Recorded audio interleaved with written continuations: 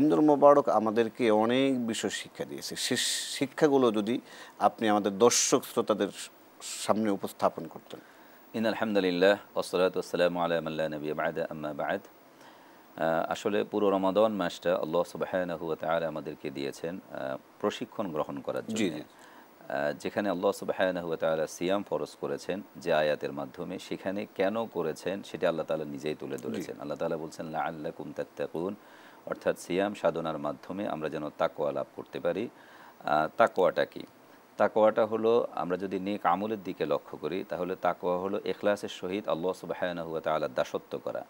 আর যদি গুনাহের দিকে তাকওয়ার সম্পৃক্ততা হয়, এর মানে হবে আল্লাহ সুবহানাহু ওয়া তাআলাকে ভয় করে সকল বর্জনীয় কাজ থেকে নিজেকে বিরত রাখা, বর্জন করে চলা বর্জনীয় কাজগুলো। পুরো রমাদান মাস আমাদেরকে সেই প্রশিক্ষণটাই দেয়। তো স্পেসিফিক যদি আমরা বলি যে কি কি আমরা ট্রেনিং গ্রহণ করলাম, এর মধ্যে অন্যতম হলো আমরা ইবাদতের প্রশিক্ষণ গ্রহণ করেছি। আমরা রমাদান মাসে বাড়তি সিয়াম করেছি, অর্থাৎ উপবাস থেকেছি, আর অতিরিক্ত রাত্রিবেলা কিয়াম করেছি। এই ট্রেনিংটা আমরা গ্রহণ করলাম। এখন আমরা এই অভ্যাসটা গড়ে তুলব, অর্থাৎ আমরা একেবারে রোজা পুরো বছর ছেড়ে দেব এমনটি না, আমরা চেষ্টা করব নফল রোজা রাখতে। এর মধ্যে অন্যতম নফল রোজা হলো বা সওম হলো শাওয়াল মাসের 6টি রোজা, যেটি ঈদের পরের দিন থেকে কিন্তু স্টার্ট করা যাবে।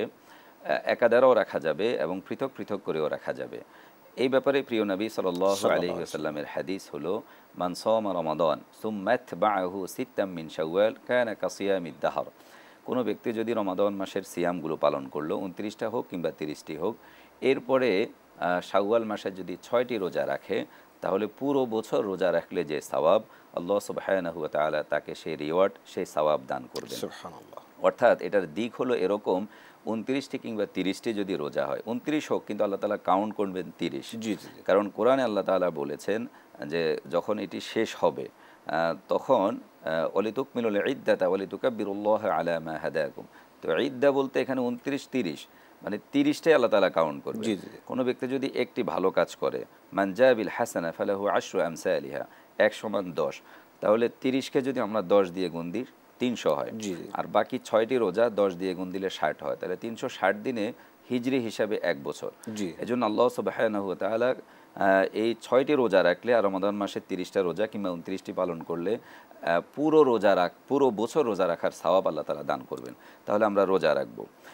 বিশেষ করে আইয়ামুল বিদ, অর্থাৎ মাসের 3 তারিখ 13, 14, 15, এটাকে আইয়ামুল বিদ বলা হয়। প্রিয় নবী সাল্লাল্লাহু আলাইহি ওয়াসাল্লামের একজন সাহাবী সাইয়্যিদুনা আবু হুরায়রা রাদিয়াল্লাহু আনহুকে তিনি বিশেষ ওসিয়ত করেছেন। সাইয়্যিদুনা আবু হুরায়রা নিজেই বলেছেন আওসানি খলিলি, মানে আল্লাহ রসুলকে তিনি খলিল বলেছেন, যে আমার খলিল আমাকে 3টি জিনিসের ওসিয়ত করেছেন যেন আমি না ছাড়ি। এর মধ্যে একটি হলো আইয়ামুল বিদ, মানে মাসের 3 দিনের রোজা যেন আমি ত্যাগ না করি। আমাদের প্রিয় নবী সাল্লাল্লাহু আলাইহি ওয়াসাল্লাম এই আইয়ামুল বিদের রোজাগুলো রাখতেন, অর্থাৎ 13, 14, 15 তারিখ।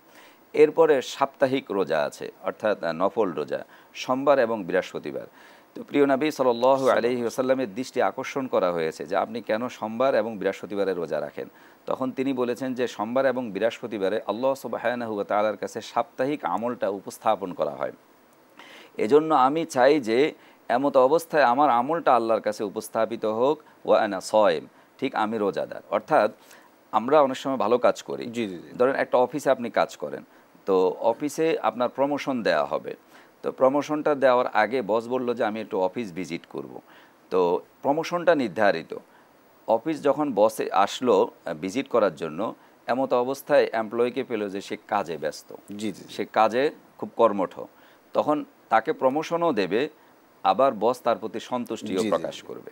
তো এজন্য আমরা যে কাজগুলো করি সেগুলো বৃহস্পতিবার এবং সোমবারের দিন আল্লাহর কাছে উপস্থাপিত হয়।